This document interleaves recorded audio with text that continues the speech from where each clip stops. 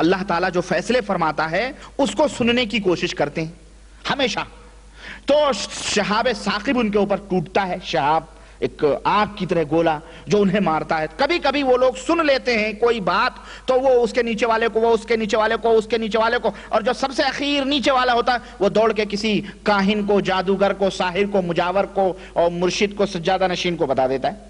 تو وہ اس میں 100 جھوٹی باتیں ملاتا ہے اور لوگوں کو بتاتا جی اس دن بارش ہوگی، یہ ہوگا، تو پچھم جائے گا، تو سعودیہ جائے گا، تیرا بیٹا مرے گا، تیرے پاس 4 اولاد ہوگی، تیری بیٹی کھڑا، 100 باتیں جھوٹ ملا کے ایک بات صحیح ہو جاتی تو کہتے ہیں جی بہت بڑا پائے کا ولی ہے، بہت بڑا پائے کا بزرگ ہے. کیونکہ وہ پجاری ہوتے ہیں شیطانوں کے. تو غرض اس طرح کی یہ ایک حدیث ہے. تو یہ لوگ ایسا کرتے ہیں. تو اس وقت جو ہے نبی کریم صلی اللہ علیہ وسلم جب نکلے تو وہ بیچ میں پردہ سا ہو گیا، وہ سن نہ سکے اس کو. تو وہ لوٹ کے آئے اپنی قوم شیطانوں کے پاس، کہنے لگے آج پتہ نہیں کیا بات ہے کہ آج کوئی آواز ہی ہمیں سنائی نہیں دے رہی ہے، معاملہ کیا ہے؟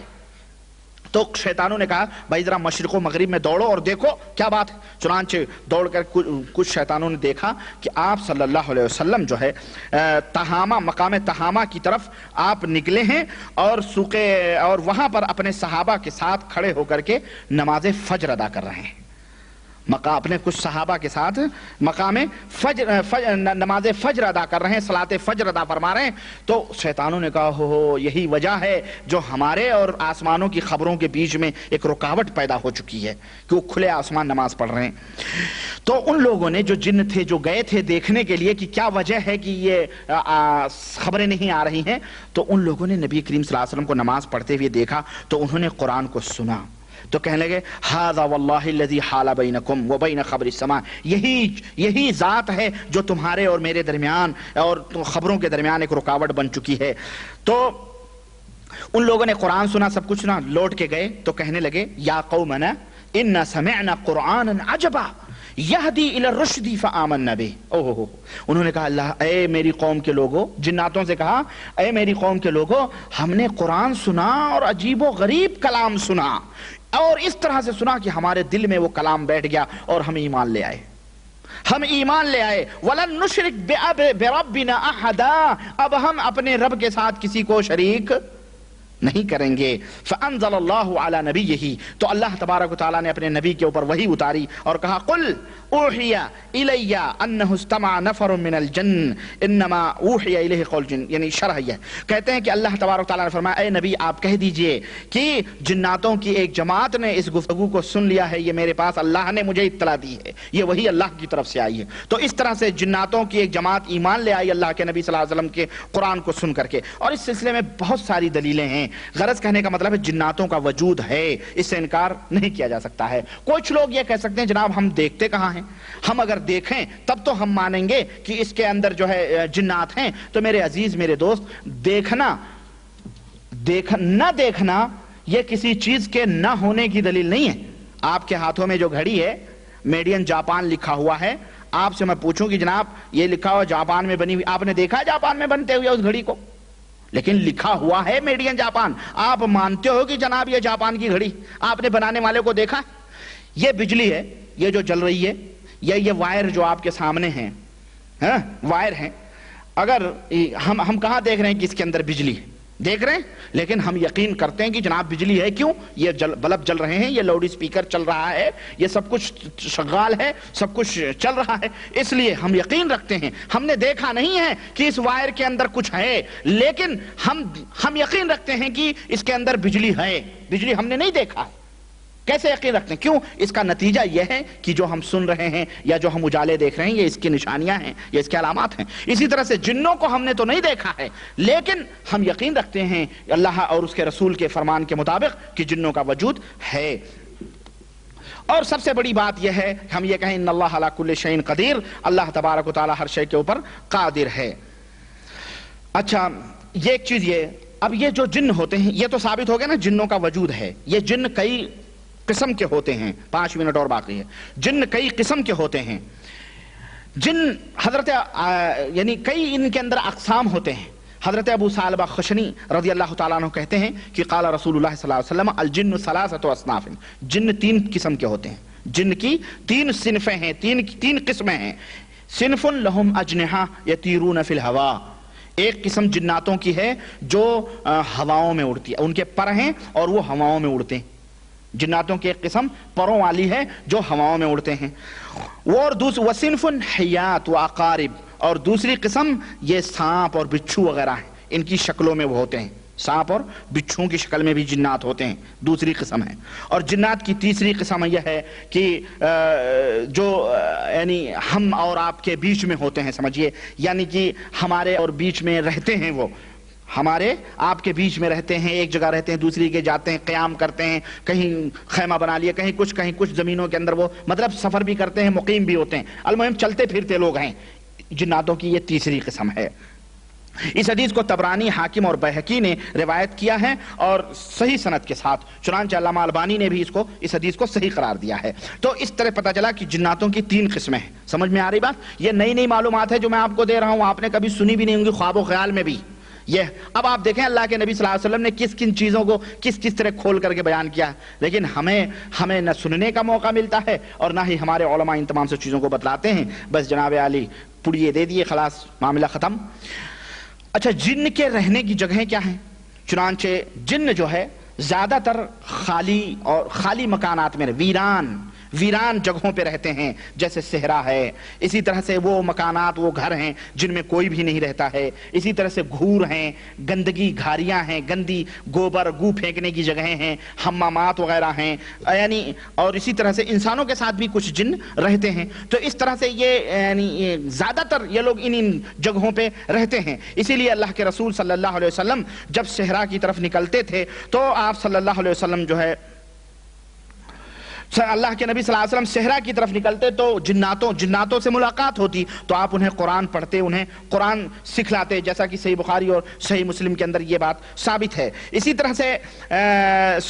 طرح سے اور بھی حدیث ہیں کہ اللہ کے رسول صلی اللہ علیہ وسلم، حضرت زید ابن ارقم رضی اللہ تعالیٰ عنہ سے روایت ہے، کہتے ہیں کہ اللہ کے رسول صلی اللہ علیہ وسلم نے فرمایا، ان هذه الحشوش محتضرة فاذا اتى احدكم الخلاء فليقل اللهم اني اعوذ بك من الخبث والخبائث. آپ صلی اللہ علیہ وسلم نے فرمایا یہ وحوش جو ہیں، یعنی یہ مکانات جو ہیں، حمامات وغیرہ جہاں یعنی سنڈاس روم وغیرہ، یہاں پہ جنات لوگ رہتے ہیں.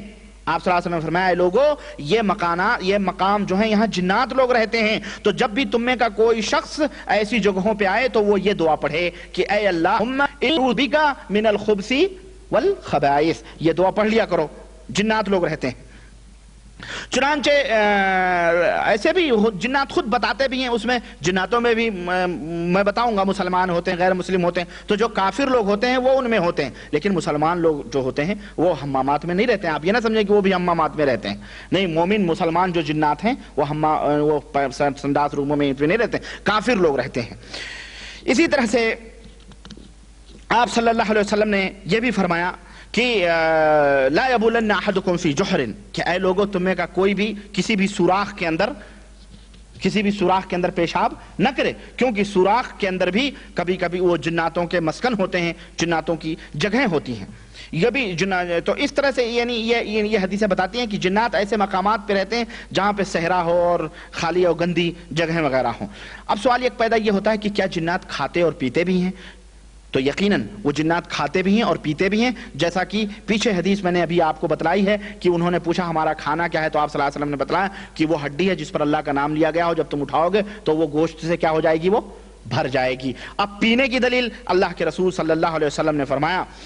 اور اس سلسلے میں ایک اور حدیث ہے حضرت ابو ہریرہ رضی اللہ عنہ کی، کہتے ہیں ہم نبی کریم صلی اللہ علیہ وسلم کے پاس ساتھ تھے، وضو کا پانی لے کے چل رہے تھے، تو آپ صلی اللہ علیہ وسلم کو قضاء حاجت کی ضرورت پڑی اور آپ باہر نکلے. تو آپ صلی اللہ علیہ وسلم نے فرمایا کہ دیکھا میں پیچھے جا رہا تھا.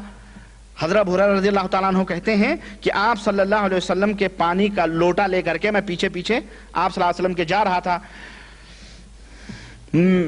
فقال، تو آپ صلی اللہ علیہ وسلم نے فرمایا کہ من ھذا، یہ کون ہے، کون میرے ساتھ آ رہا ہے. ایک سیکنڈ کے لیے یہاں بھی ٹھہریں، ایک سیکنڈ کے لیے ٹھہریں. یہ حدیث کون سی ہے معلوم ہے آپ کو؟ یہ حدیث آپ کو اللہ آپ کا بھلا کرے، یہ حدیث صحیح بخاری کی ہے. صحیح بخاری کی روایت میں ہے، ابو ہریرہ رضی اللہ عنہ کہتے ہیں کہ ہم نبی کریم صلی اللہ علیہ وسلم کا پانی کا لوٹا لے کے آپ کے پیچھے جا رہے تھے. تو آپ صلی اللہ علیہ وسلم نے محسوس کیا کہ کوئی میرے پیچھے آ رہا ہے.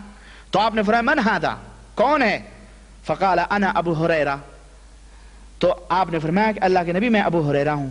ایک سیکنڈ ذرا سوچیں یہاں کیا تعویل کریں گے جو لوگ یہ کہتے ہیں کہ حضور کو پیٹھ پیچھے کا بھی سب کچھ کا علم تھا, آگے پیچھے اوپر نیچے دائیں بائیں. ایک شخص آپ کا خادم آپ نے ہاتھ میں لوٹا لے کے چل رہا ہے پیچھے, اور آپ کو علم بھی نہیں ہے کہ آپ صلی اللہ علیہ وسلم کے پیچھے کون آ رہا ہے. سمجھ آئی بات مسلمانوں؟ آگے بڑھے. یہ سب پوائنٹس ہیں, یہ سب ذہنوں میں رکھیں. یہ جو مردود ہے نا, یہ جو ابھی میں ایک تقریر سن رہا تھا, میرے تو خون جل گیا, میرا تو خون کھول گیا کمینہ. وہ کہہ رہا نبی کریم صلی اللہ علیہ وسلم اپنی قبر میں زندہ ہیں, جو زندگی نہ مانے وہ, جو زندہ مانے وہ مومن ہے, اور جو زندگی نہ مانے وہ کافر ہے. اور جب ہم بولتے ہیں نا تو کہتے ہیں جی آپ بڑا جذبات میں بول جاتے ہیں, بڑا سخت بول جاتے ہیں. اس سے بھی سخت کوئی بات ہو سکتی ہے, ٹھیک ہے وہ برا ہے, بد اخلاق ہے, ہمیں بد اخلاقی نہیں کرنی چاہیے, لیکن دل چلتا ہے, انہیں کون سمجھائے. اور دلیل کیا رہے گا؟ محمد الرسول اللہ, محمد اللہ کے رسول ہیں, محمد اللہ کے رسول ہیں. تو جب محمد اللہ کے رسول ہیں اور قیامت تک آپ کی رسالت ہے تو آپ بھی زندہ ہیں. میں نے کہا اس نالائق سے کوئی کہے, قرآن کی آیت ہے محمد الرسول اللہ والذین معہ اشداء علی الکفار رحماء بینہم, کہ محمد اللہ کے رسول ہیں. آگے بڑھ, والذین آمنوا والذین معہ, اور جو آپ صلی اللہ علیہ وسلم کے ساتھ ہیں. کون ہے آپ صلی اللہ علیہ وسلم کے ساتھ؟ تو وہ بھی تو ہیں. تو جب وہ بھی ہیں اور وہ بھی ہیں تو دونوں میں فرق کیا رہا؟ تو ان کو بھی زندہ مانا ہستے عثمان غنی شہید نہیں ہوئے ہیں, زندہ ہیں, اپنی قبر میں زندہ ہے نعوذ باللہ. دیکھیں آپ, آدھا تیتر آدھا بٹیر. اب امت اس کے اوپر ہو قرآن سے دلیل دے رہا ہے, نعرے رسالت, حیات النبی زندہ باد, حیات النبی زندہ باد. یہ نعرے لگاتے ہیں. ہمارے پاس کیسٹ موجود ہے, پنجابی میں ہے, پاکستان سے آئی ہے. سوچیں آپ, اللہ خیر کرے. بس کیا میں بتاؤں, یہ دیکھیں کہہ رہے ہیں کہ من ھذا, کون ہے میرے پیچھے آ رہا ہے؟ فقال انا ابو ہریرہ. تو آپ تو ہفتے ابو ہریرہ نے کہا میں ابو ہریرہ, لیکن فقال ابغنی حجارا, ابو ہریرہ ذرا پتھر اتھر ڈھونڈو, استنفذ بہا, میں ذرا اسے پتھر سے استنجا کرنا چاہتا ہوں. ولا تاتنی بعظم ولا بروثۃ, دیکھنا ہڈی اور گوبر وغیرہ نہیں لانا. فاتیتہ بحجار احملها فی ثوبی حتی وضعت الی جنبہ. آپ صلی اللہ علیہ وسلم استنجا فرما رہے ہیں, اندھیرا رہا ہوگا, ظاہر ہے اندھیرا ہی تھا نا معاملہ, نہیں تو اجالے میں کہاں حضور صلی اللہ علیہ وسلم. تو کہہ رہے ہیں میں اپنے دامن میں پتھروں کو اٹھایا اور لا کے حضور کے بغل میں رکھ دیا. ثم انصرفت, پھر میں پلٹا, حتی اذا فرغ, یہاں تک کہ جب فارغ ہو گیا آپ صلی اللہ علیہ وسلم, مشیت معہ, تو میں آپ کے ساتھ چلا. فقلت, تو میں نے کہا ما بال العظم والروث یا رسول اللہ. کہنے لگے اللہ کے نبی آپ نے کہا کہ ہڈی اور گوبر نہیں لانا, یہ کیا مطلب ہے اس کا, کیا بات ہے یہ؟ فقال, تو آپ صلی اللہ علیہ وسلم نے فرمایا ہما من طعام الجن, وہ دونوں تمہارے جن بھائی جو ہیں ان کے کھانے ہیں. وَأَنَّهُ أَتَانِي وَفَدٌ جِنٌ نصیبین, نصیبین ایک جگہ ہے وہاں کے ہمارے پاس کچھ لوگ آئے تھے, جن لوگ, انہوں نے ہمیں یہ تو انہوں نے مجھ سے کھانے کے بارے میں پوچھا, تو ہم نے تو فدعوت اللہ لہم, تو میں نے ان کے لیے دعا کی. انہوں نے ہم سے کھانے کے بارے میں, اپنے خوراک کے بارے میں پوچھا, تو میں نے ان سے اللہ کے لیے دعا کی کہ اللہ یمر بعظم ولا بروثۃ الا وجدوا علیہ طعما, کہ وہ جہاں کہیں بھی کسی ہڈی یا کسی گوبر سے گزریں تو وہ ان کے لیے اللہ تعالیٰ کھانا بنا دے اس کو, تو یہ ان کے لیے کھانا ہے. اس لیے اس سے تو اس حدیث سے پتہ یہ چلا کہ بہت ساری باتیں پتہ چلیں, معلوم ہوئیں, لیکن ایک بات جو مین ہے یہ کہ ان کی وہ کھاتے بھی ہیں. وہ کیا ہیں؟ کھاتے بھی ہیں. اب پینے کا ثبوت کیا ہے؟ صحیح مسلم کے اندر حضرت عبداللہ ابن عمر رضی اللہ تعالیٰ عنہ کی روایت ہے, کہتے ہیں کہ رسول اللہ صلی اللہ علیہ وسلم نے فرمایا اذا اکل احدکم فلیأکل بیمینہ, کہ اے لوگو تم میں کا جب کوئی کھانا کھائے تو اپنے داہنے ہاتھ سے کھانا کھائے. وَإِذَا شَرِبَ فَلْيَشْرَبْ بِيَمِينِهِ, اور جب تم میں کا کوئی پانی پیے تو داہنے ہاتھ سے پانی پیے. فَإِنَّ الشَّيْطَانَ يَأْكُلُ بِشِمَالِهِ, اس لیے کہ شیطان اپنے بائیں ہاتھ سے کھاتا ہے. وَيَشْرَبُ بِشِمَالِهِ, اور اپنے بائیں ہاتھ سے پانی پیتا ہے. یہ حدیث صحیح مسلم کے اندر موجود ہے. تو اس حدیث سے ہمیں معلوم ہوا کہ شیطان کھاتے اور پیتے بھی ہیں. اور اس حدیث سے ہمیں یہ بھی معلوم ہوا کہ ایک مسلمان کو داہنے ہاتھ سے کھانا چاہیے اور داہنے ہاتھ سے پانی پینا بھی چاہیے. اب یہاں ایک چیز میں آپ کو علمی طور پہ اور بھی بتا دوں اور بات ختم کروں کہ بعض لوگ مارے تکلف کے شیشے کا گلاس ہے، الومنیم کا گلاس ہے، اسٹیل کا گلاس ہے، چمکدار ہے، بہت بڑے فنکشن میں بیٹھے ہوئے ہیں، بہت بڑا پارٹی ہو رہی ہے اور جناب عالی یہ گلاس ہے تو گلاس اٹھاتے ہیں تو بائیں ہاتھ سے اٹھاتے ہیں. کیوں؟ دائیں ہاتھ سے اٹھائیں گے تو گندا ہو جائے گا. سوچیں آپ، یہ آج کل ترقی یافتہ سمجھا جاتا ہے. بائیں ہاتھ سے اٹھائیں گے. ایک تو بائیں ہاتھ سے لینا بھی ممنوع ہے، یہ بائیں ہاتھ سے کوئی چیز لینا یہ ممنوع ہے، تو بائیں ہاتھ سے اٹھائیں گے اور دوسری چیز ٹیکا لگا دیں گے ادھر سے، تو جناب اس طرح سے پانی پئیں گے. ممنوع ہے، اس طرح سے نہیں پینا چاہیے. اللہ کے رسول صلی اللہ علیہ وسلم کی اس حدیث کو سامنے رکھتے ہوئے آدمی کا فرض ہے کہ اپنے ہاتھ کوئی کھانا کھا رہا ہے، نو پرابلم، کوئی مسئلہ نہیں ہے. یہ ہم مسلمان ہیں، ہم کوئی یورپ کی اولاد نہیں ہے، نہ ہم کوئی امریکن اولاد ہیں. ہم مسلمان ہیں اور ہمارا فخر اور ہمارا اعزاز اسی میں ہے کہ نبی کریم صلی اللہ علیہ وسلم کی ان تعلیمات کو ان سے بڑھ کے ہم زیادہ معزز اور محترم اور زیادہ مثقف اور زیادہ ترقی یافتہ نہیں ہو سکتے ہیں. ہم اسی طرح سے عمل کریں جس طرح نبی کریم صلی اللہ علیہ وسلم کرتے تھے. داہنے ہاتھ سے پانی لے کے آپ پیتے تھے. سمجھ میں آ رہی ہے بات؟ اس لیے یہ تعلیم اللہ کے نبی نے دی ہے. اور بائیں ہاتھ سے شیطان پانی پیتا ہے. سن لو، اب اگر آپ نے اس کے خلاف کیا تو شیطانی عمل کریں، آپ پیئیں. آپ سمجھ رہے ہیں؟ تو اللہ کے نبی صلی اللہ علیہ وسلم داہنے ہاتھ سے پانی پیتے تھے. یہ ہو گئی جناب عالی. اسی طرح سے یہ موضوع میں کھانے پینے کا ختم کرتے ہوئے آگے اب جن جو ہے یہ شکلیں بھی بناتے ہیں، صورتیں بھی بناتے ہیں. یہ کس طرح سے شکلیں صورتیں بناتے ہیں، اسی طرح سے یہ کیسے یہ شکلیں بدلتے ہیں، اسی طرح سے کہ کیا جنوں میں مرد اور عورت دونوں ہوتے ہیں، کیا ان کی شادیاں بھی ہوتی ہیں، کیا وہ شریعت کے، اور اس طرح سے ان کے عقیدے، ان کی دیان، یہ انشاءاللہ میں اگلی مجلس میں بیان کرنے کی کوشش کروں گا. اور اللہ تعالیٰ، اور میں یہیں پہ اپنی بات کو ختم کرتا ہوں اور اللہ سے دعا کرتا ہوں کہ اللہ تعالیٰ ہم نے جتنا سنا ہے ان کے اوپر عمل کرنے کی توفیق عطا فرمائے اور ہم سب کو کتاب و سنت پہ چلنے کی توفیق عطا فرمائے. آمین یا رب العالمین. وصلی اللہ علی نبینا محمد وعلی آلہ وصحبہ اجمعین. والسلام علیکم ورحمۃ اللہ وبرکاتہ. اور انشاءاللہ آئندہ سویرے آیا کرو میرے بھائیوں. ذرا موضوع بڑا دلچسپ ہے، آپ کو عجیب و غریب، میں جناتوں کے دنیا کی سیر کرا رہا ہوں اور اس کو ضروری سنیں آپ تاکہ آپ کا ایمان مضبوط ہو. اور اس میں بہت ساری تعلیمات ہیں، اتنی ہیں کہ آپ انشاءاللہ تعالیٰ بہت سارے علم کے ماہر ہو جائیں گے انشاءاللہ تعالیٰ. دیکھیں آپ نے جناتوں کے ایک موضوع سے لے کر کے کتنی تعلیمات، کھانے پینے، اٹھنے بیٹھنے، حمام میں جانے، سب کی تعلیمات آپ حاصل کر رہے ہیں کہ نہیں کر رہے ہیں. اس طرح سے سویرے آ کریں اور ہمارے دوسرے بھائیوں کو بھی جو غافل ہیں انہیں بھی بتلائیں، انہیں بھی پکڑ کے لائیں کہ چلو بھائی ذرا ایمان اور عقیدہ درست کرو. دین کی باتیں ہو رہی ہیں، کوئی کسی کو گالی گلوچ نہیں بکے جا رہے ہیں، وہاں پہ ایمان اور عقیدے کی باتیں ہو رہی ہیں. بعض لوگ کہتے ہیں کہ جی یہ گالی بکتے ہیں، اللہ انہیں ہدایت دے. ہم نے کہا یہ تو یہی لوگ تھے جو نبی کو بھی گالی دینے والے ہی کہتے تھے، تو یہ انہی کے برادری کے لوگ ہیں تو کہہ رہے ہیں تو کہنے دو بھائی. انہوں نے تو نبی کو نہیں چھوڑا ان شیطانوں نے کہ جی گالی دیتے ہیں، تو جو نبی کو انہوں نے نہیں چھوڑا تو ہم تو ان کے بھائی ایک حقیر سے امتی ہیں. اللہ تعالیٰ ان کی امت میں ہمیں بنائے. وصلی اللہ علی نبینا محمد وعلی آلہ وصحبہ. کوئی سوال ہے؟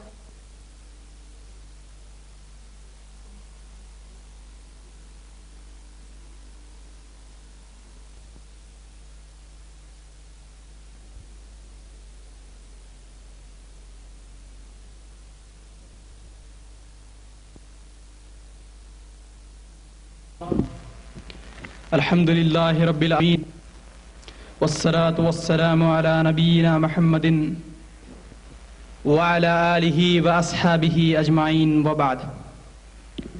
فأعوذ بالله من الشيطان الرجيم. بسم الله الرحمن الرحيم. برادران اسلام، جیسا کہ آپ تمام حضرات بخوبی جانتے ہیں کہ ہر جمعرات کی شام بعد نماز عشاء مرکز ثقافی کے وسیع ہال میں عظیم الشان اجلاس منعقد ہوتی ہے، جن میں خطیب و ملت شعلِ بیاں عالی جناب شیخ سید معراج ربانی حفظہ اللہ بے شمار موضوعات پر روشنی ڈالتے آ رہے ہیں، جن کا خاص مشن شرک اور بدعت کو اس دنیا سے ختم کرنا ہے.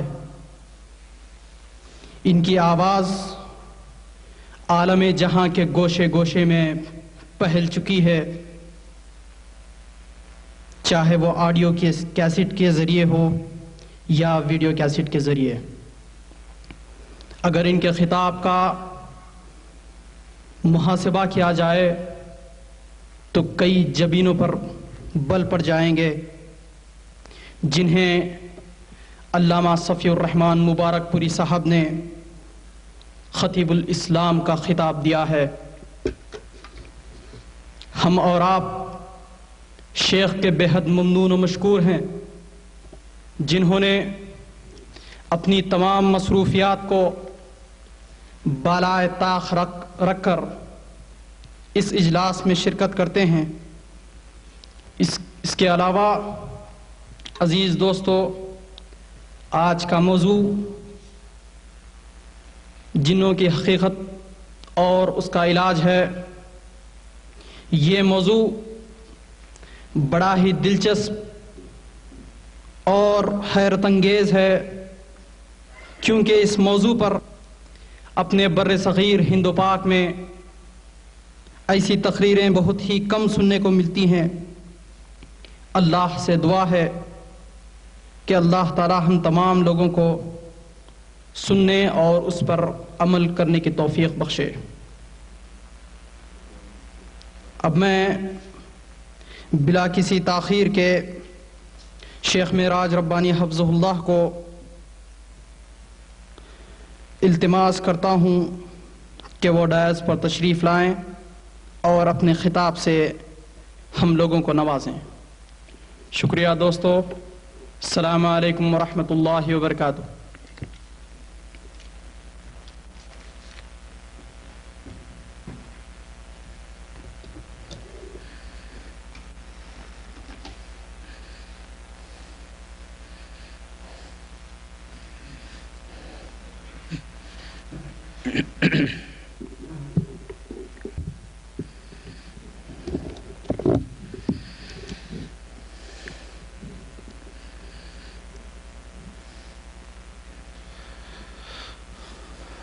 السلام علیکم ورحمۃ اللہ وبرکاتہ۔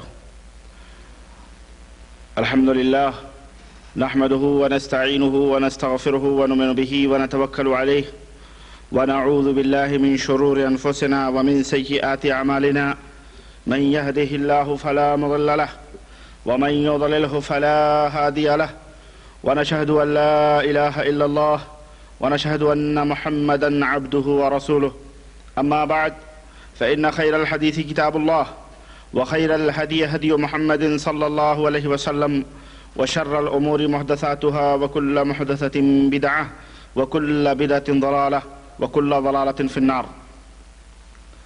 قال الله تبارك وتعالى في كلامه المجيد: أعوذ بالله السميع العليم من الشيطان الرجيم، بسم الله الرحمن الرحيم، يا أيها الذين آمنوا اتقوا الله حق تقاته ولا تموتن إلا وأنتم مسلمون۔ وقال تعالى في مقام آخر: وننزل من القرآن ما هو شفاء ورحمة للمؤمنين ولا يزيد الظالمين إلا خسارا۔ برادران اسلام، نوجوان دوستوں، بزرگوں اور بھائیوں، قبل ازیں کی میں اپنے موضوع کی وضاحت کروں، میں اس اللہ وحدہ لا شریک کی حمد و ثنا کرتا ہوں جس نے اس کمزور بندے کو یہ توفیق عطا فرمائی کہ وہ آپ حضرات کے سامنے کچھ دین اسلام کی باتیں بیان کر سکے، اور بیش بہا درود و سلام اس ذات مبارکہ مقدسہ پر جن کا نام نامی اسم گرامی محمد اکرم صلی اللہ علیہ وسلم ہے۔ عزیز دوستو، موضوع جنات کی حقیقت اور اس کا علاج، اس تعلق سے میں آپ حضرات کے سامنے کچھ باتیں بیان کر رہا ہوں۔ ابھی برادرم احسن مستقیم جو باتیں آپ حضرات کے سامنے بیان کر رہے تھے، مجھے تو ایسا لگ رہا تھا کہیں جنات نے ان کے اوپر غلبہ تو نہیں کر لیا ہے، اس طرح کی مبالغہ آرائی۔ مجھے ایسا لگ رہا تھا جیسے کہاں کی زبان یہ استعمال کر رہے ہیں۔ حضرات ایسی کوئی بات نہیں ہے، بلکہ یہ صرف اور صرف مبالغہ ہے، اور مبالغے کے اندر جھوٹ زیادہ ہوتا ہے۔ میں اس کے سوا کچھ بھی نہیں ہوں کہ اللہ وحدہ لا شریک نے مجھے یہ توفیق بخشی کہ کچھ باتیں کتاب و سنت کی آپ حضرات کے سامنے رکھوں بس۔ اور یہ شرف اللہ وحدہ لا شریک جسے عطا فرمائے، یہ اللہ تبارک و تعالیٰ کا فضل اور اس کا احسان ہوتا ہے۔ وہ یہ کام اپنے جس بھی بندے سے لینا چاہے لیتا ہے۔ آج اس نے مجھے یہ توفیق بخشی ہے، کل ہمارے ہی میں سے، ہمارے اخوان میں سے کوئی کھڑا ہوگا، اللہ تعالیٰ اسے یہ توفیق بخشے گا۔ اس طرح کی مبالغہ آرائیاں نہیں کرنی چاہیے۔ اس سے تعلم من تخاطب منذ ثلاث یا ابا ہریرہ، ابو ہریرہ جانتے ہو کہ 3 دن سے کون تمہارے گھر آتا تھا؟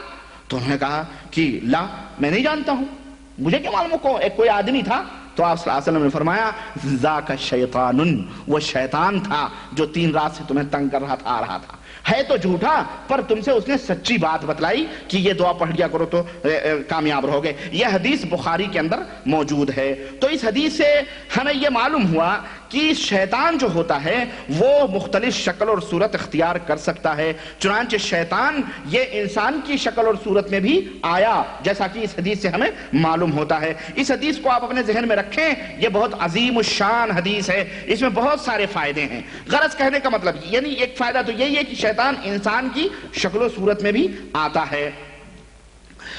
اسی طرح سے غزوہ بدر کے موقع پر شیطان ابلیس جو تھا وہ حضرت سراقہ ابن مالک کے شکل میں بھی آیا تھا، جو بنی مدلج کے سردار تھے، ان کی شکل میں آیا تھا۔ چنانچہ جب مشرکین آئے غزوہ بدر کے موقع پر تو شیطان نے ان مشرکین سے کہا کہ آج تو تم ہی لوگ غالب رہو گے، آج کامیابی تمہارے ہی سر رہے گی، اور میں تمہارے ساتھ ہوں، میں چلوں گا۔ اور شکل کس کی اختیار کی تھی انہوں نے؟ اس نے کس کی صورت اختیار کی تھی؟ سراقہ ابن مالک کی شکل اختیار کی تھی، اور یہ سردار تھے، اور جب سردار گفتگو کر رہا ہے تو مشین نے یہ بھی گے، چنانچہ سلمان کی شفدی ہوئی، صلی اللہ علیہ وسلم نے صف کا ایک ٹھٹی اور منفع آپ صلی اللہ علیہ وسلم کی پر تو نے لکھا کہ وہ جو ان کو نے کہا کہ فرار ہیں، حضرت جبریل تو سوچے اس وقت وہ ایک آدمی کا ہاتھ پکڑے ہوئے تھا، مشرکین میں سے ایک آدمی کا ہاتھ پکڑے ہوئے تھا، اس کو جھٹک کر کے اور بڑی تیزی کے ساتھ پیٹ پھیر کر کے بھاگا اور چیختا ہوا بھاگا۔ اور اس نے کہا، تو اس آدمی نے کہا جس کا اس نے ہاتھ پکڑا تھا، رے بھائی کہاں بھاگے جا رہے ہو؟ اب تو مدد کا موقع آیا ہے، تم مجھے چھوڑ کے جا رہے ہو؟ تو اس نے کہا واللہ انی ارا ما لا ترون، آج میں جو دیکھ رہا ہوں وہ تم نہیں دیکھ رہے ہو، آج جو چیز میں دیکھ رہا ہوں تم نہیں دیکھ رہے ہو۔ انی اخاف اللہ، میں اللہ سے ڈرتا ہوں، واللہ شدید العقاب، اور اللہ بہت سخت عذاب دینے والا ہے۔ سمجھ رہے ہیں؟ تو اس طرح سے شیطان جو ہے چھڑا کر کے ہاتھ اس کا بھاگا۔ تو اس حدیث سے ہمیں یہ معلوم ہوا کہ شیطان ہم میں سے کسی کی بھی شکل و صورت اختیار کر سکتا ہے۔ اب یہاں ایک بات اور آپ ذہن میں رکھیں کہ بعض لوگ کہتے ہیں کہ جی ایک بزرگ تھے تو ان بزرگ نے کوئی پرچی لکھ کے دی ایک آدمی کو، کہا دیکھنا فلانی جگہ جاؤ تو وہاں ایک بزرگ فلانے نشانی کے کھڑے ہوں گے، وہ پرچی دے دینا، پھر وہ لے کر کے چلے آنا، وہ کچھ دیں گے وہ لے کے چلے آنا۔ وہ آدمی گیا تو دیکھا واقعی اس جگہ پر کوئی آدمی کھڑا ہوا ہے، اور ایسا نشانی اس مرشد نے بتایا تھا، وہ نشانی بھی اس کے اندر موجود ہے، اس نے پرچی دی اور انہوں نے اس کے اوپر کچھ لکھا اور دیا، اور وہ لے کے آ گیا اپنے مرشد کے پاس۔ تو مرشد نے پوچھا کہ پتہ ہے وہ کون تھے؟ بولے کون تھے؟ بولے وہ خواجہ غریب النواز تھے۔ وہ کون تھے؟ خواجہ غریب النواز تھے۔ تو بعض لوگ یہ کہتے ہیں کہ بزرگان دین اس طرح سے قبروں سے نکل کر کے لوگوں کو فائدہ پہنچاتے ہیں، لوگوں کا تصرف کرتے ہیں۔ اسی طرح سے ہمارے دیوبندی حضرات بھی حضرت مولانا قاسم نانوتوی کے سلسلے میں ارواح ثلاثہ میں مولانا اشرف علی تھانوی نے جو واقعہ لکھا ہے کہ وہ دارالعلوم دیوبند میں جو جھگڑا چل رہا تھا 2 مولویوں کا، اس میں قاسم نانوتوی قبر سے اٹھ کر کے آئے تھے اور بتایا تھا کہ ان کو محمود الحسن صاحب کو کہہ دو کہ ان لفڑوں میں نہ پڑیں، چنانچہ ان کا بھی یہ عقیدہ ہے۔ تو کہنے کا مطلب یہ ہے کہ یہ سب شیطان ہیں، سمجھ رہے ہیں؟ یہ شیطان ہے جو ان کی شکل و صورت میں بن کے آ کے مسلمانوں کو دھوکہ دیتا ہے۔ اب بات آئی سمجھ میں؟ آئی سمجھ میں کہ نہیں آئی؟ جب وہ صحابہ کی شکل و صورت اختیار کر سکتا ہے تو 600 برس بعد مرنے والے لوگ جو صحابہ کے مقام و مرتبہ کیا تابعین اور تبع تابعین کے مقام و مرتبے تک نہیں پہنچ سکتے، ان کی شکل و صورت اختیار کر کے کیوں نہیں؟ کوئی غوث کی شکل میں آ رہا، وہ خواجہ کی شکل میں آ رہا، وہ بندہ کیزود راز کی شکل میں آ رہا، سلطان باہو کی شکل میں آ رہا، بلے شاہ کی شکل میں آ رہا، وہ داتا گنج اجمیری کی شکل میں آ رہا، وہ پاک پٹن کی شکل میں، مختلف شکلوں میں وہ خضر کی شکل میں آ رہا ہے۔ خضر بہت سارے لوگوں کے پاس خضر بھی آتے ہیں، وہ خضر بھی کی شکل میں بھی آ رہا، فلانے سب کی شکلیں آگے اس طرح گمراہ کرتا ہے۔ اور یہ نادان، یہ ان پڑھ، یہ جاہل اور پڑھا لکھا جاہل مسلمان یہ سمجھتا ہے یہ جی فلانے بزرگ ہمارے گھر آئے، اوتار تجائے نا، ہمارے تو بھاگ کھل گئے، اوتار آئے ہیں، اترے ہیں۔ اس طرح سے گمراہ ہوتا ہے، ذلیل ہوتا ہے۔ اب وہ آتے ہیں تو کہتے ہیں جی اب بکرے ذبح کرو، مرغے ذبح کرو، یہ کرو وہ کرو، تعویذ کرو، پلیتے کرو، اس طرح سے ان کے وہ کہتے ہیں بس جی ولی اللہ ہیں، اس طرح سے مدد کر۔ یہ ان کو نہیں پتا ہے۔ دیکھیں یہ حقیقتیں ہیں کہ شیطان کس طرح سے انسانوں کی شکل و صورت اختیار کرتا ہے۔ آگے بڑھتے ہیں۔ اب سوال یہ پیدا ہوتا ہے کہ کیا وہ شیطان اس کے اندر یہ طاقت ہے کہ وہ شکل و صورت اختیار کر سکے؟ حضرت ابو یعلا محمد بن حسین بن فرہ کہتے ہیں، ان کا بیان ہے کہ اللہ تعالیٰ نے ان شیطانوں کو، یہ خود بخود اتنی طاقت نہیں رکھتے ہیں کہ اپنی حقیقت تبدیل کر لیں، بلکہ اللہ تعالیٰ نے ان کو کچھ کلمات سکھائے ہیں یا کچھ اعمال ہیں، کچھ کام ہیں، جب وہ کلمات کہتے ہیں تو اللہ تعالیٰ ان کی وہ حیت تبدیل کر دیتا ہے، ان کی وہ شکل بدل دیتا ہے، یا جب وہ عمل کرتے ہیں، وہ کام کر لیتے ہیں کچھ مخصوص، تو اس طرح سے اللہ تعالیٰ ان کی شکلوں کو تبدیل کر دیتا ہے، تو اس طرح سے وہ شکل بدل لیتے ہیں۔ لیکن یہ ان کی بات جو حضرت ابو یعلا محمد بن حسین کی یہ جو بات ہے یہ دلیل کی محتاج ہے، اس کے اوپر ان کی کوئی دلیل نہیں ہے، ان کے پاس اس کی کوئی دلیل نہیں ہے، یہ ان کا قول ہے۔ لیکن اس بات سے ملتی جلتی حضرت عمر بن خطاب رضی اللہ تعالیٰ عنہ کا ایک قول ہے جو اثر ہے۔ حضرت عمر بن خطاب رضی اللہ تعالیٰ عنہ کے سامنے کچھ بھوت پریتوں کا ذکر کیا گیا کہ کچھ لوگ اس طرح سے صحراؤں میں لوگوں کو گمراہ کرتے ہیں، اس طرح کی مطلب شکل و صورت اختیار کر کے، تو حضرت عمر بن خطاب نے فرمایا ان احدا لا يستطيع ان يتحول عن صورته التي خلقه الله عليها، تم میں کا کوئی بھی اس بات کی طاقت نہیں رکھ سکتا ہے کہ وہ اللہ تعالیٰ نے اس کو جس شکل و صورت کے اوپر بنایا ہے وہ شکل و صورت تبدیل کر کے، چینج کر کے کوئی دوسری شکل صورت اختیار کر لے، ان کے اندر یہ طاقت نہیں ہے۔ لیکن لہم سحرہ کسحرتکم فاذا رأیتم ذلک فاذنوا، یعنی لیکن ان شیطانوں کے اندر بھی جادوگر ہوتے ہیں، ان شیطانوں کے اندر بھی جادوگر ہوتے ہیں، تو جیسے تمہارے درمیان جادوگر ہوتے ہیں کہ جیب میں سے کوڑی نکالی اور آپ کے ہاتھ میں دیا تو جناب 10 کا نوٹ ہے، اور ہمارے ہاں آدمی کو جھکا کر کے وہ ڈبلی بجاتا ہے ڈم ڈم ڈم ڈم ڈم، اور وہ چمڑی نکالتا تھا تو پیسے نکلتے تھے، کھن کھن کھن کھن کھن پیسے نکلتے تھے۔ اس نے ہاتھ پھیری تو اندر سے چوہے نکل رہے ہیں، اس نے مٹی اٹھائی پھونک ماری تو جناب پھول آ گیا، تو یہ جادوگری ہے۔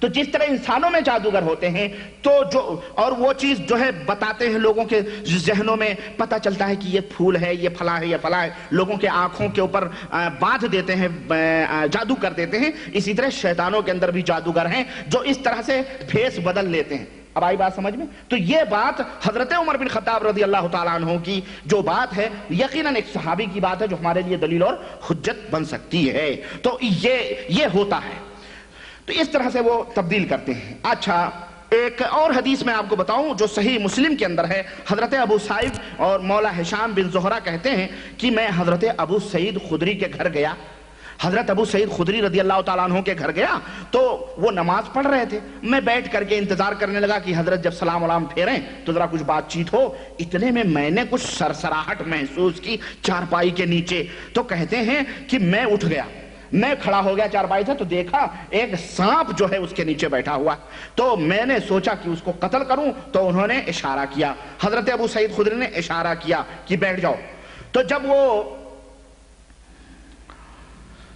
وہ نماز سے فارغ ہوئے تو انہوں نے اشارہ کیا ایک گھر کی طرف، کہا دیکھتے ہو یہ گھر؟ کہنے لگے ہاں، کہنے لگے یہ گھر جو ہے ایک آدمی کا تھا، نیا نیا نئی اس کی شادی ہوئی تھی، اور نبی کریم صلی اللہ علیہ وسلم کے ساتھ وہ غزوہ خندق کے موقع پر گیا ہوا تھا، آپ صلی اللہ علیہ وسلم کے ساتھ خندق کھود رہا تھا۔ صحابی رسول تھے، نوجوان تھے، نئی شادی ہوئی تھی، لیکن حضور صلی اللہ علیہ وسلم کے ساتھ غزوہ خندق کے موقع پر خندق کھودنے گئے تو کہتے ہیں کہ اچانک اللہ کے نبی صلی اللہ علیہ وسلم سے اس نے اجازت لی کہ اللہ کے نبی میں گھر جانا چاہتا ہوں، تو آپ صلی اللہ علیہ وسلم نے بھی کہا ٹھیک ہے جاؤ بھائی، ابھی نئی شادی ہوئی ہے اور جاؤ۔ چنانچہ آپ صلی اللہ علیہ وسلم نے اسے اجازت دے دی اور اس کو فرمایا کہ اپنا ہتھیار بھی ساتھ میں لے کے جاؤ، راستہ ہے بھائی، اپنا ہتھیار بھی لے کے جاؤ، ہتھیار مت یہاں چھوڑو۔ چنانچہ وہ ہتھیار لیا، اور اللہ کے نبی نے یہ بھی فرمایا فَإِنِّي أَخْشَى عَلَيْكَ بنی قریظہ، راستے میں بنو قریظہ پڑھتے ہیں جو یہودی ہیں، ان کے اوپر مجھے خطرہ ہے کہیں وہ تمہیں ہلاک نہ کر دیں، اس لیے اپنا ہتھیار بھی ساتھ لے کے جاؤ۔ چنانچہ وہ نوجوان اپنے گھر کے پاس آیا تو دیکھا کہ اس کی بیوی دروازے کے اوپر کھڑی ہوئی ہے، گھر میں سے باہر نکل گئے اور جناب دروازے کے اوپر کھڑی ہوئی ہے۔ فَأَهْوَ إِلَيْهَا بِالرُّمْحِ لِيَطْعَنَهَا وَأَدْرَكَتْهُ غَيْرًا، مارے غیرت و شرم کے وہ ڈوب گیا اور اس نے تیر اٹھایا اور اس نے سوچا کہ وہ اپنی بیوی کو جو دروازے پہ کھڑی ہے اس طرح سے بے پردہ اس کو جو ہے مار دے۔ تو فقالت، تو اس کی بیوی بیچاری وہ چیخی کہنے لگی لا تعجل لا تعجل حتى تدخل وتنظر، جلدی نہ کرو، قریب آ کے دیکھو گھر میں تمہارے کیا ہے۔ تو وہ آدمی رک گیا، نوجوان جو تھا رک گیا اور اندر گیا تو اس نے دیکھا کہ بسترے کے اوپر ایک سانپ جو ہے پورا لپیٹ کے اور پھن اٹھائے بیٹھا ہوا ہے۔ اس نے کیا کیا، نشانہ لگایا اور سانپ کے پھن کے اوپر اس نے جو ہے تیر ماری اور خوش ہو گیا اور سانپ مطلب اس کو دیوار میں چبو دیا۔ اتنے میں وہ سانپ جو ہے تڑپنے لگا، ادھر سانپ تڑپ کر کے مرا اور ادھر یہ نوجوان تڑپا اور گرا اور یہ بھی مر گیا، سانپ بھی مرا اور یہ نوجوان بھی مر گیا۔ صحابی رسول کہتے ہیں کہ فما یدری ایہما کان اسرع موتا، پتہ نہیں کہ کون پہلے مرا دونوں میں سے، المہم دونوں ساتھ ساتھ مرے، وہ نوجوان مرا یہ وہ سانپ مرا۔ تو نبی کریم صلی اللہ علیہ وسلم کے پاس یہ خبر پہنچائی گئی کہ ایسا ہوا، تو آپ صلی اللہ علیہ وسلم نے فرمایا کہ ان بالمدینتی حی جنن قد اسلموا، اے لوگو مدینے کے اندر کچھ جن ہیں جو مسلمان ہو چکے ہیں، فَإِذَا رَأَيْتُم مِّنْهُمْ شَيْئًا فَأَذَنُوهُ ثَلَاثَةَ أَيَّامٍ، تو جب ایسا کوئی دیکھے کسی کو اس طرح سے اپنے گھر میں تو 3 دن کی اس کو مہلت دے، 3 دن کی اس کو کیا کہتے ہیں اسے جو ہے مہلت دے۔ فَإِن بَدَا لَكُمْ بَعْدَ ذَلِكَ، 3 دن یعنی اس کو بتائے کہ بھائی گھر سے نکل جاؤ، اگر 3 دن کے بعد وہ ظاہر ہوتا ہے فَاقْتُلُوهُ فَإِنَّمَا هُوَ شَيْطَانٌ، تو اس کو ختم کر دو اس لیے کہ وہ شیطان ہے۔ تو اس حدیث سے یہ بھی معلوم ہوا کہ شیطان سانپوں کی شکل و صورت بھی اختیار کرتے ہیں اور سانپوں کی شکل میں بھی آتے ہیں۔ دوسری چیز جو اس حدیث سے آج ہمارے معاشرے کا کی بے غیرتی کا پتہ چلتا ہے، آج ہمارے معاشرے کی بے غیرتی اور بے حسی اور ہماری ماں اور بہنوں کی بے حیائی کی حد ہو چکی ہے۔ اپنے گاؤں میں، اپنے شہروں میں، اپنے محلوں میں، اپنی بستیوں میں آپ یہاں بیٹھے بیٹھے ایک اچٹتی ہوئی نظر ڈالیں کہ مسلمانوں کا ایک عظیم طبقہ، ان کی مائیں بہنیں کس قدر بے غیرت اور بے حیا ہو چکی ہیں، جو بے پردہ بلا کسی نقاب کے روڈوں پر سڑکوں پر باہریں بیٹھ بیٹھ کر کے گپ شپ کرتی ہیں۔ ہے کہ نہیں ہے؟ یہ گال پہ گال ہاتھ رکھے، وہ اس جو اپنے دروازے پہ بیٹھی ہے وہ اپنے دروازے پہ بیٹھی ہے، دوسرے کی غیبت چالو ہے، اذان ہو رہی ہے، سب کچھ ہو رہی ہے، زیادہ سے زیادہ اذان سنیں گی ہماری عورتیں تو روپٹہ اٹھا کے سر پہ ڈال لیں گی، جیسے کہ پورا احترام یہی ہے۔ نماز نہیں پڑھنا کچھ بھی، بس اذان ہوگی تو روپٹے سر پہ آ جائیں گے۔ لیکن بے پردگی گاؤں میں سب، ہمارے ہاں گاؤں کے لوگ جو ہیں رہتے ہیں وہ کہتے ہیں جی کیا کریں، بھینسیں ہیں، گائے ہیں، مرغیاں ہیں، بکریاں ہیں، کھیت باڑی ہے، اس لیے مشکل ہوتی ہے، اب کہاں تک پردہ کرائیں۔ بے غیرت تیرا کام ہے، یہ تیرا سب کام ہے، بھینس دھونا، گوبر اٹھانا، کھیت میں جانا، تیری بیوی کا یہ کام نہیں ہے۔ لیکن اگر بیوی بھی کام کرنا چاہتی ہے تو پردے میں جائے کرے۔ پردے میں جائے، اپنے شوہر کے لیے کھانا لے کے اور روٹی لے کے جائے، پردے میں ہر کام کرے۔ یہاں سعودیہ کے اندر آپ نے دیکھا ہوگا صحراؤں میں بکریاں چراتی ہیں عورتیں، سعودی عورتیں بکریاں چراتی ہیں، لیکن میں نے اپنی آنکھوں سے اللہ کی قسم دیکھا ہے ان کے ہاتھوں میں بھی دستانے ہوتے ہیں۔ کیا وہ پردہ نہیں ہے؟ چہرہ تو ڈھکا ہی رہتا ہے، ہاتھوں میں بھی دستانے ہوتے ہیں۔ اس طرح پردے کا احترام ہے۔ لیکن ہم اتنی بے حیا اور بے غیرت ہو گئے کہ اپنی ماں بہنوں کو کھیت باڑی تو چھوڑو، جناب عالی بڑے شوق سے اپروٹڈ بن کے ایک بالشت کا بلاؤز اور جو ہے چنری پہنا کے، ساڑی پہنا کے اور مارکیٹ میں گھوم رہے ہیں، لپسٹک منگا نظارے کر رہے ہیں۔ اس کو شرم نہیں آتی؟ یہ شیطان کا گھر ہے۔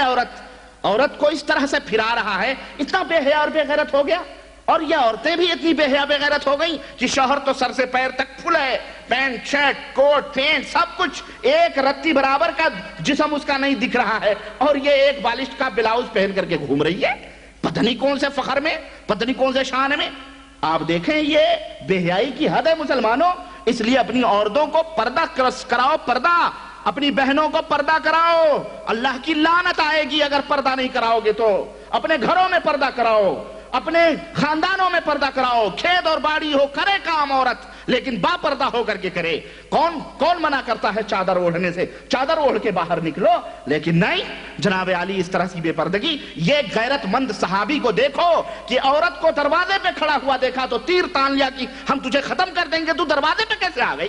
آج دروازہ تو دروازہ رہا، ہم نے تو اسے فلم ہالوں میں، سینما ہالوں میں، کلبوں میں اور نائٹ کلبوں میں باقاعدہ ڈینس کرواتے ہیں جناب، بازو میں بازو ڈال کے، پتہ نہیں کہتے ہیں ہم جی بڑے ترقی یافتہ لوگ ہیں، اور ہم یہ مولوی لوگ دقیہ نوس ہوتے ہیں، مولوی لوگ جو ہیں پچھڑے ہوئے لوگ ہیں، ترقیوں سے لوگوں کو روزہ۔ ظالم یہ ترقی ہے؟ تیری بیوی غیروں کی باہوں میں ڈینس کرے، غیر تیری بیوی کو دیکھے، غیر تیری بیوی کے اوپر نظر آئے، ترقی ہے یہ بے حیائی اور بے غیرتی ہے۔ خنزیر اور بلکہ کبوتر اور بلکہ جانور بھی اتنے بے حیا اور بے غیرت نہیں ہوتے ہیں جتنا آج کل کا یہ ہو گیا۔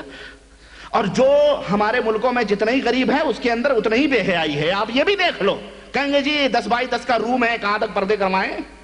چاہے وہ بامبے ہو، آپ دیکھ لو، ہم اشارہ نہیں کریں گے، ہر جگہ ہے یہ حال ماحول۔ اس طرح سے جھوپڑ پٹیوں میں رہیں گے، سڑی باز گندی سب کچھ، لیکن نماز نہیں پڑھنے جائیں گے، نہ عورتیں نماز پڑھیں گی، نہ مرد نماز پڑھیں گے، نہ پردہ ہے، نہ کچھ لحاظ ہے، نہ کچھ ہے۔ سب کی بھابیاں بنی، فلانے علاقے کا کچھ پتہ لتا نہیں ہے، لیکن محلے میں خالہ بنی ہے، بھابیاں بنی ہے، سب کے چل رہی ہے جناب عالی۔ ہاں، تو اس طرح سے یہ حرام کاریاں ہیں۔ اس طرح سے اپنے ماحول اور معاشرے کو بناؤ، سنوارو اور اسلامی طور پر انہیں باپردہ بناؤ۔ غرض اس حدیث سے ہمیں یہ معلوم ہوا کہ شیطان مختلف شکل اور صورت اختیار کر سکتا ہے۔ اسی طرح سے جن جو ہوتے ہیں، ان جنوں کے اندر مرد اور عورت بھی ہوتے ہیں۔ آپ یہ نہ سمجھیں کہ سب مرد ہی مرد ہوتے ہوں گے۔ جس طرح ہم انسانوں کے اندر مرد اور عورتیں ہوتی ہیں، مذکر اور مؤنث ہوتے ہیں، لیڈیز اینڈ جینٹس ہوتے ہیں، اسی طرح ان کے اندر بھی مرد اور عورت ہوتے ہیں۔ چنانچہ صحیح بخاری کی روایت حضرت سعید بن زید کہتے ہیں کہ وہ کہتے ہیں کہ ہم سے عبدالعزیز نے حدیث بیان کی کہ اللہ کے رسول حضرت ابو ہریرہ رضی اللہ تعالی عنہ کی حدیث ہے غالباً یہ، کہتے ہیں کہ جب تمہیں کا کوئی حمام میں جائے یعنی باتھ روم میں جائے تو یہ دعا پڑھے، کیا؟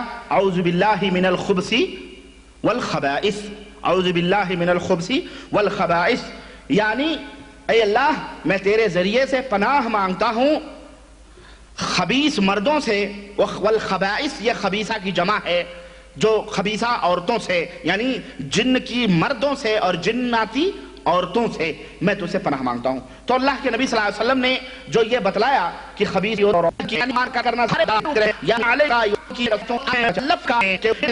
کے لیے مسلمان ہو گئے، یعنی ان کے اوپر بھی ضروری ہے اس اسلام کے اوپر عمل کرنا، تو کیا ان کے اندر بھی مختلف ادیان، مختلف مذاہب اور مختلف جو ہے دین ہیں، جس طرح آج ہم مختلف ہیں، کیا ان کے اندر بھی شیعہ، رافضی، قادیانی، یہودی اور نصرانی اور کرسچن اور فلانے ہوتے ہیں؟ کیا ان کے اندر بھی یہ ہوتا ہے؟ ایسے لوگ ہیں؟ تو اس کا جواب یہ ہے کہ یقیناً ان کے اندر بھی مختلف دین، مختلف مذاہب، ان کے اندر بھی یہودی، ان کے اندر بھی نصرانی، ان کے اندر بھی ہندو، ان کے اندر بھی پجاری، ان کے اندر بھی بھاجپا، ان کے اندر بھی RSS، ان کے اندر بھی سب کچھ ان کے اندر بھی ہوتے ہیں۔ ان کے اندر بھی اس طرح ہندوؤں کے کئی جیسے اقسام ہیں، یہ فلانا یہ فلانا یہ فلانا یہ فلانے مذہب کا یہ فلانے مذہب کا، اسی طرح سے بدھسٹ، زردشت، اور اسی طرح سے قادیانی، مرزائی، شیعہ، رافضی، بوہری، اسماعیلی، خواجہ سب، اور مسلمانوں جیسے دیوبندی، حنفی، شافعی، مالکی، ان کے اندر بھی ہوتے ہیں، مختلف دین مختلف مذاہب ان کے اندر بھی ہوتے ہیں۔ اس کی دلیل کیا ہے؟ قرآن کریم میں اللہ وحدہ لا شریک نے فرمایا کہ جب اللہ تعالیٰ نے ان جناتوں کے بارے میں خبر دیا اور اپنے بندوں کو بتلایا کیا کہ وَأَنَّ مِنَّ الصَّالِحُونَ وَمِنَّ دُونَ ذَلِكَ كُنَّ طَرَائِقَ قِدَدًا، کہ ہم میں نیک لوگ بھی ہیں، برے لوگ بھی ہیں، ہم میں مومن بھی ہیں، ہم میں کافر بھی ہیں۔ تو اس سے پتہ، اور علامہ ابن تیمیہ رحمۃ اللہ علیہ اس آیت کریمہ سے دلیل لیتے ہیں اور فرماتے ہیں کہ جس طرح مسلمانوں میں مختلف جماعتیں اور گروہ ہیں، کفار ہیں، مسلمان ہیں، اور مختلف اہل سنہ ہیں، اہل بدعت ہیں، مشرک ہیں اور کافر ہیں، اسی طرح ان کے اندر بھی جو ہے اس طرح کے لوگ ہیں، ان کے اندر بھی مشرک ہیں، بدعتی ہیں، رافضی ہیں، قادیانی، ان کے اندر بھی یہ تمام سب چیزیں موجود ہیں۔ تو اس طرح سے اس بات کا ہمیں ثبوت ملا۔ ایک اور بات یہ ہے کہ کیا جنات جنت کے اندر جائیں گے کہ جہنم کے اندر جائیں گے؟ یقیناً جس طرح ہم میں مومنین صالحین جنت کے اندر جائیں گے، تمام علماء کا اس پر سلف کا اتفاق ہے کہ اسی طرح سے جنات کے اندر جو مومن اور صالح اور نیک لوگ ہیں وہ جنت کے اندر جائیں گے۔ اس کی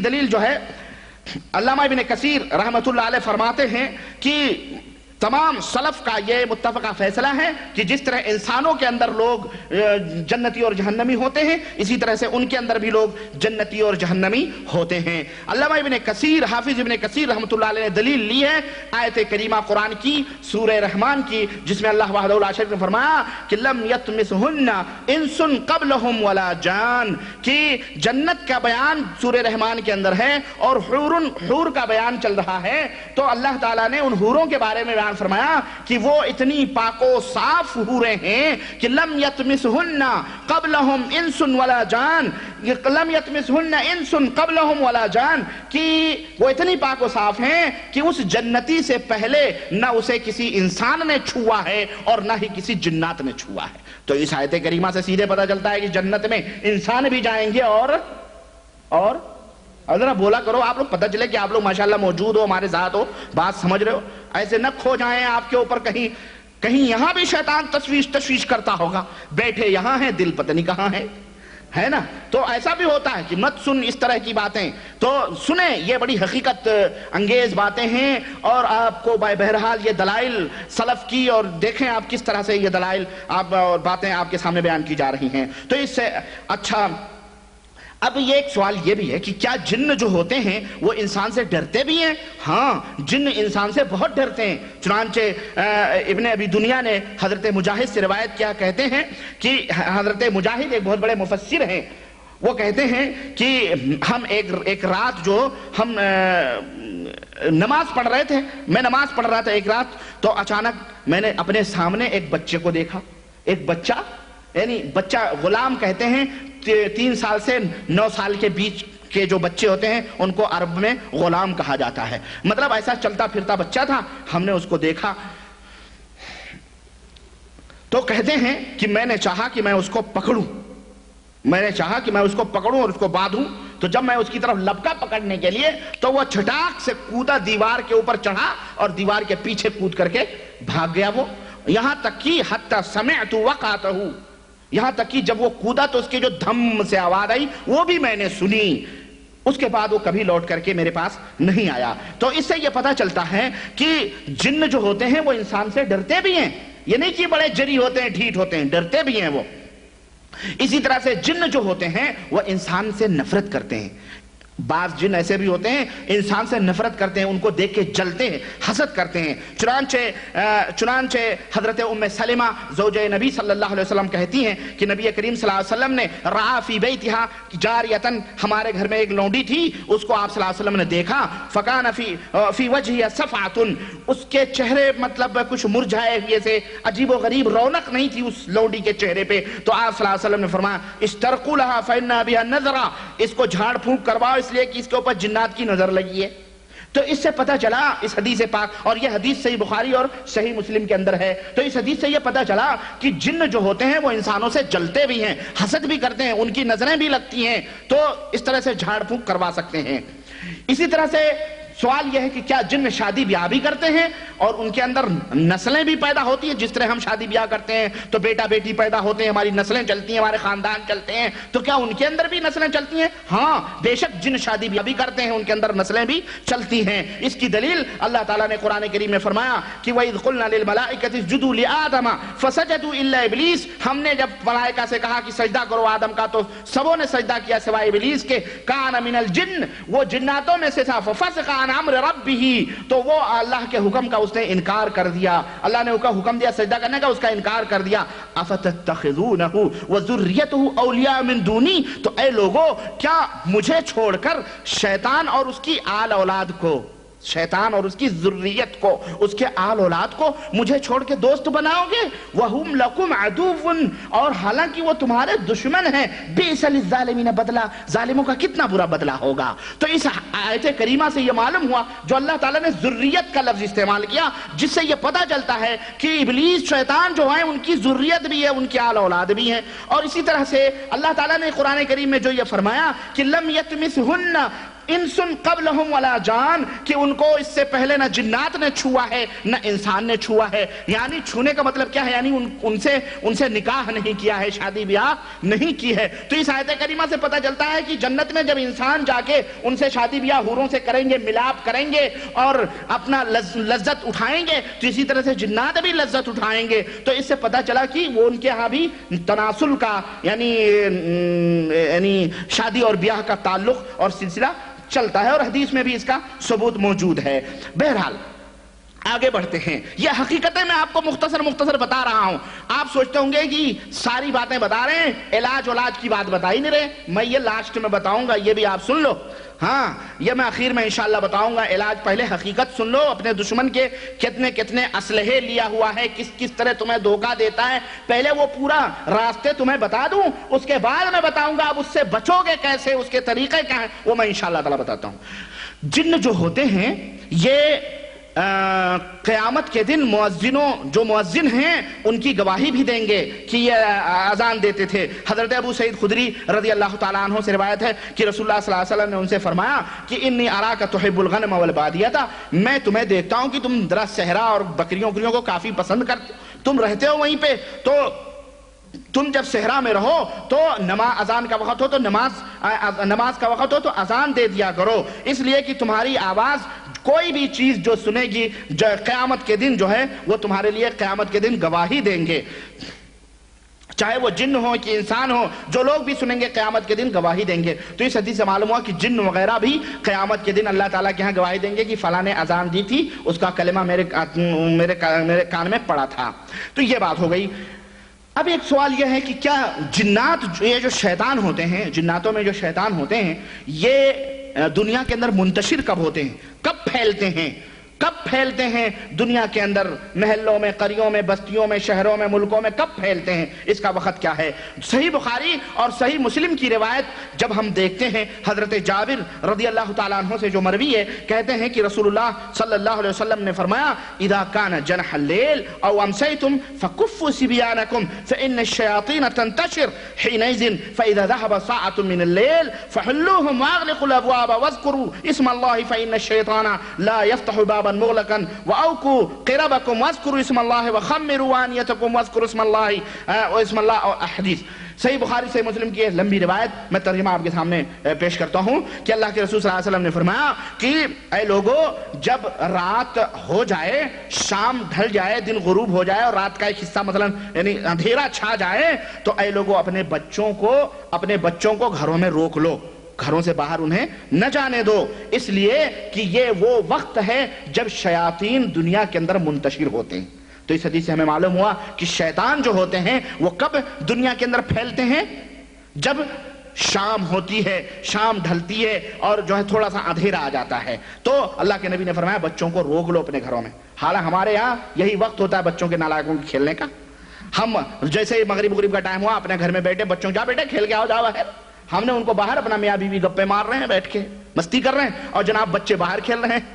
ہے کہ نہیں؟ تو یہ حالانکہ ان کو گھروں میں روکنے کا وقت ہے، لیکن ان کو گھروں میں نہیں رکھتے، وہ باہر کبڈیاں کھیلتے ہیں، گلی ڈنڈے کھیلتے ہیں، اور کبھی اجالی رات ہو تو ماشاءاللہ اوہو رات کے 10 بج جاتے ہیں، گلی کھچوں میں ہر جگہ دوڑ دھوپ کر کے دوڑتے ہیں اور چلاتے ہیں، محلوں میں سب کچھ کرتے ہیں، وہی وقت ہوتا ہے ان کے کھیلنے کا۔ حالانکہ اللہ کے نبی نے فرمایا اپنے گھروں میں ان بچوں کو روک لو، اس لیے کہ شیطان منتشر ہوتے ہیں، اور جب تھوڑا اور اندھیرا پھیل جاتا ہے تو آپ صلی اللہ علیہ وسلم نے فرمایا کہ دروازے گھر کے بند کر لو، جب تھوڑی اور رات گزر جائیں تو اپنے گھر کے دروازے بند کر لو اور بسم اللہ کر کے بند کرو، اس لیے کہ جب تم بسم اللہ کر کے اپنے دروازوں کو بند کرو گے تو شیطان ان دروازوں کو نہیں کھولتا ہے جن دروازوں کو بسم اللہ کر کے بند کیا گیا ہو۔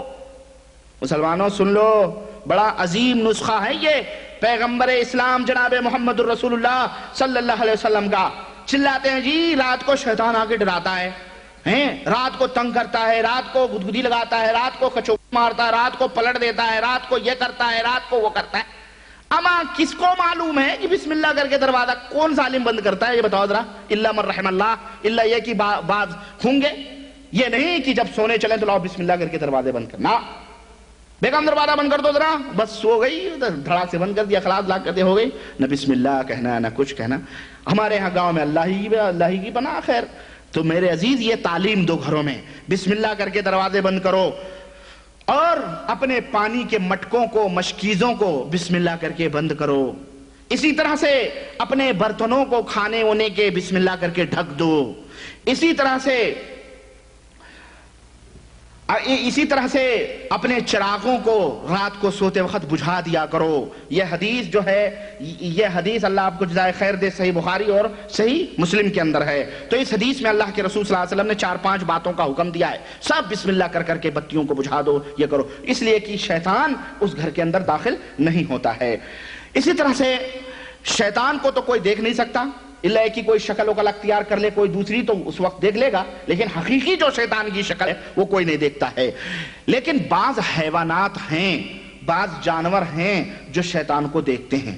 چنانچہ اللہ کے رسول صلی اللہ علیہ وسلم نے حضرت ابو ہریرہ رضی اللہ تعالیٰ عنہ کی روایت جو صحیح بخاری اور صحیح مسلم کے اندر ہے، آپ صلی اللہ علیہ وسلم نے فرمایا اذا سمعتم نحیق الحمار فتعوذوا باللہ من الشیطان، اے لوگو گدھے کی ڈھیچوں کی جب آواز سنو، گدھے کی چیخ سنو تو اعوذ باللہ پڑھو، اس لیے فَإِنَّهَا رَأَتْ شَيْطَانًا، اس لیے کہ اس گدھے نے شیطان کو دیکھا ہے، گدھے نے شیطان کو دیکھا ہے۔ وَإِذَا سَمِعْتُمْ سِيَاحَ الدِّيكَ، اور جب مرغ کی آواز سنو، مرغ کو ککڑو کوں بولنے کی آواز سنو، فَسَلُوا اللَّهَ مِن فَضْلِهِ فَإِنَّهَا رَأَتْ مَلِكًا، تو اللہ وحدہ لا شریک سے دعا کرو، اللہ کی برکت طلب کرو، اللہ کا فضل و کرم طلب کرو، اس لیے کہ وہ مرغ فرشتوں کو اترتے ہوئے دیکھ رہا ہے۔ اللہ اکبر۔ اور ہم نے اندازہ لگایا ہے اور آپ نے بھی اندازہ لگایا ہے کہ رات کے 2 بجے یہ بولنا شروع کر دیتے ہیں مرغ، خاص طور سے سحر کے وقت۔ تو ہمارے ہاں جناب سحری کھاتے ہیں لوگ گاؤں میں، ابھی مرغا نہیں بولا ہے، یعنی ابھی سحری کا ٹائم نہیں ہوا ہے، مرغ بولا تو اٹھے بھائی مرغا بول دیا، چلو سحری ختم، سحری کھاؤ شروع کرو، ایسا بھی ہوتا ہے۔ تو فرشتوں کے اترنے